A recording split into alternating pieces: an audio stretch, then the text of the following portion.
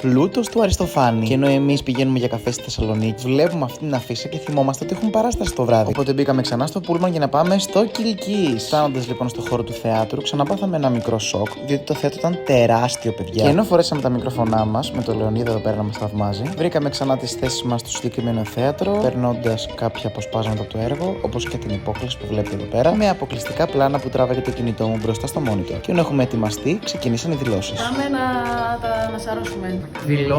Δηλώνω υπεύθυνα. Ολόκληρη, καλή επιτυχία. Κανένας αποκλείεται. Δηλώνω αυτοσχεδιασμό και αυτοσχεδιασμό του αποκλεισμό. Δηλώνω κουρασμένη. Ολόχρηση.